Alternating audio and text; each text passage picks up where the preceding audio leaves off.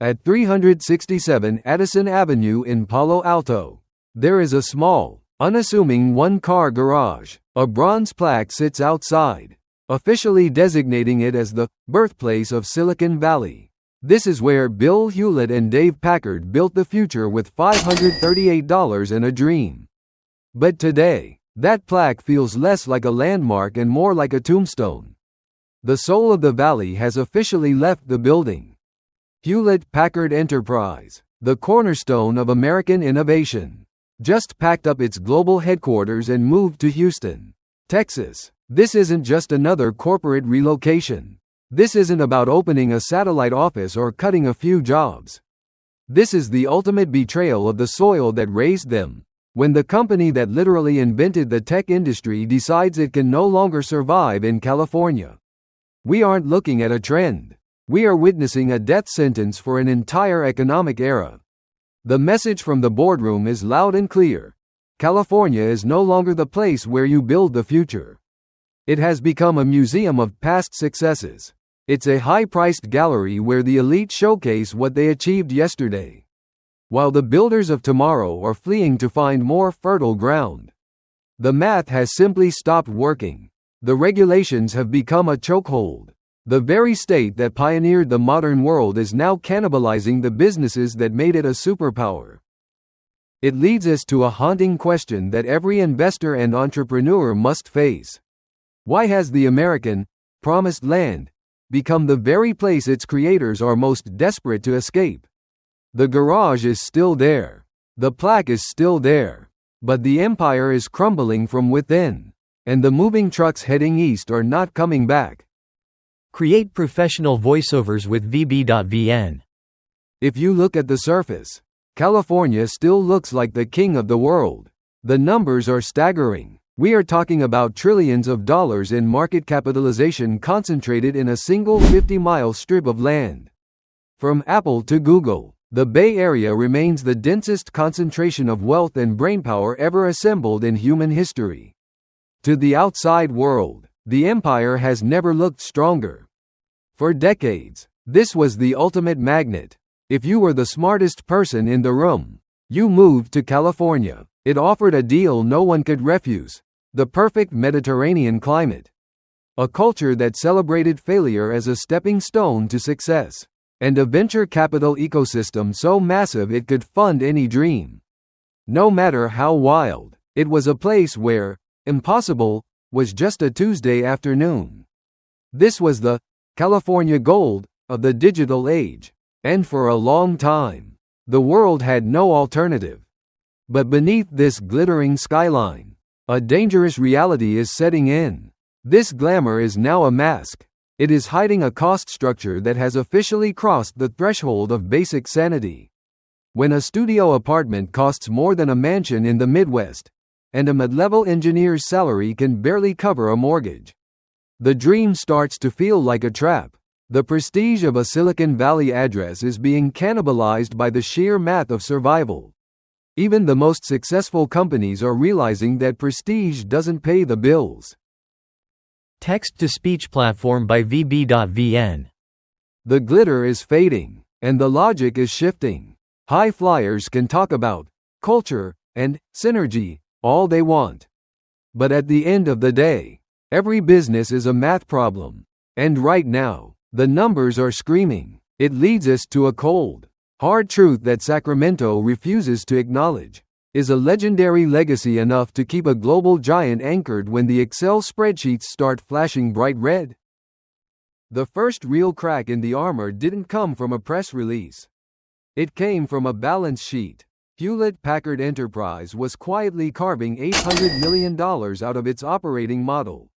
$800 million. In the world of high finance, that isn't just trimming the fat. That is a massive structural surgery. It was a clear signal that the cost of doing business in California had moved from expensive to unsustainable. But what's more shocking than the departure itself was the reaction, or lack thereof, from Sacramento. When the company that built the very foundation of the state's tech identity announced it was leaving, Governor Gavin Newsom went silent. There was no emergency summit, no revised policy, No attempt to negotiate. Instead, the governor's office offered the political equivalent of a shrug. Their official response? Companies come and go. It was a cold, arrogant dismissal of a foundational pillar. This is the fatal insight that the leadership in California seems to miss. When a government begins to treat its giants as guaranteed, it creates the very environment that drives them away. They viewed HPE as a captive tenant, a source of tax revenue that had nowhere else to go. They believed the myth of their own irreplaceability. But in a global economy, loyalty has a price tag, and California's price has become too high for even its own legends to pay. Vietnam's top text-to-speech solution from VB.VN. Sacramento is betting that for every giant that leaves, a dozen startups will take its place. But startups need an ecosystem of stable, anchor corporations to survive. By ignoring the exit of the pioneers, they are poisoning the well for the next generation. It leaves us with a terrifying calculation. How many billions of dollars in future capital are being pushed into the arms of neighboring states by this sheer political arrogance? In the world of global business, two numbers tell the entire story: 13.3% and 0%. That is the gap between California's top marginal income tax and the reality in Texas. It sounds like a dry statistic, but let's put a human face on it. For a senior executive earning $3 million a year, moving their home address from San Jose to Houston isn't just a change of scenery. It's an immediate, guaranteed raise of $400,000 every single year. That is $400,000 kept in their pocket rather than sent to the coffers in Sacramento. Now, multiply that across a leadership team of 30 people. You're looking at $12 million in personal wealth preserved annually, just by crossing a state line. But the bleeding doesn't stop at income tax. You have to factor in the labyrinth of California's regulatory compliance, the slowest permitting timelines in the country, and a legal environment that treats large employers like ATM machines for litigation. This brings us to a harsh insight. Taxes are never just about money. Taxes are a message. By maintaining the highest rates in the nation, California is sending a clear signal to every boardroom in the country. They are telling you that they prioritize government spending over private reinvestment. They are telling you that your capital is better spent by a bureaucrat than by your own R&D department. The state has stopped being a partner in growth and has started acting like a landlord who keeps raising the rent while the roof is leaking. Synthetic voice by VB.VN. Every CEO in the Valley is now looking at their spreadsheets and asking the same brutal question. Is the prestige of a California zip code worth millions in lost efficiency?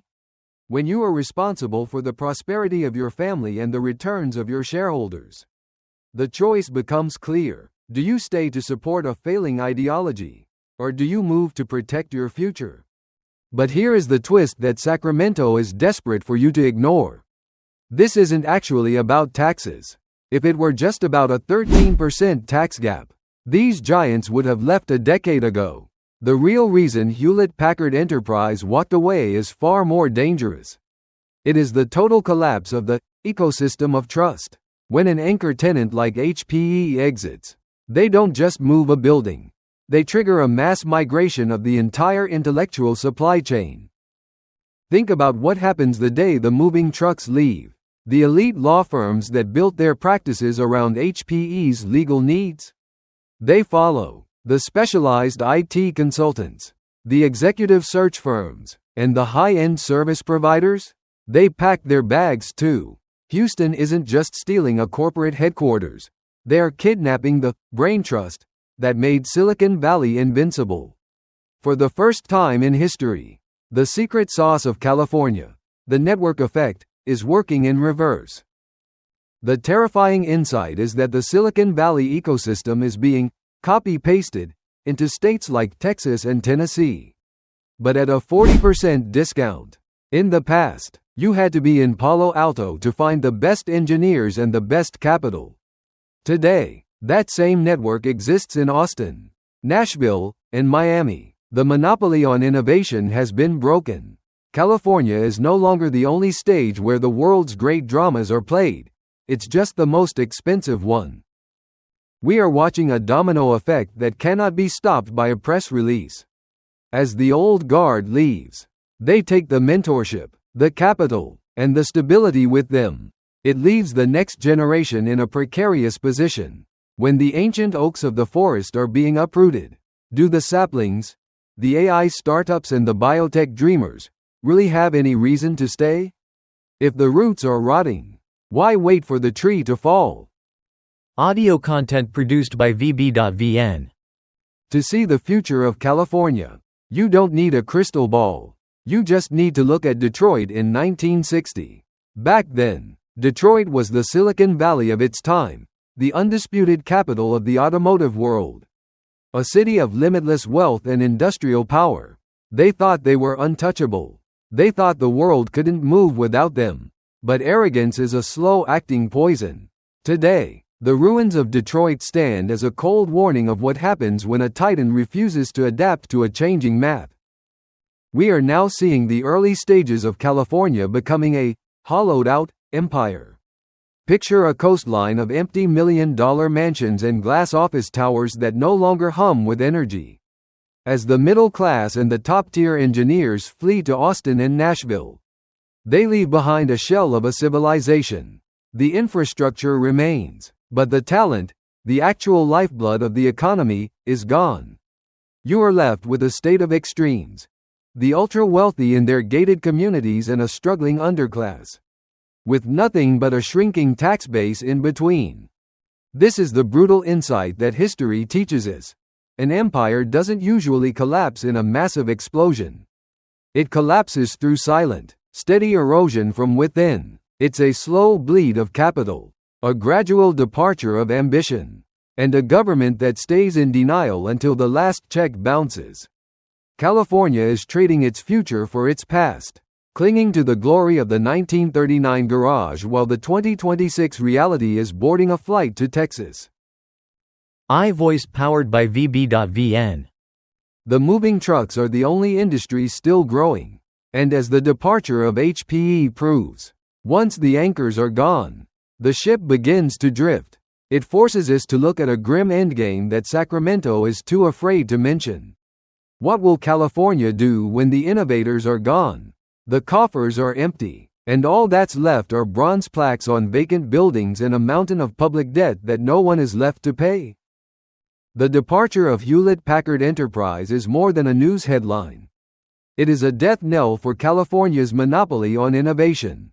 For nearly a century, the world believed that if you wanted to change the planet, you had to be in the 650 area code.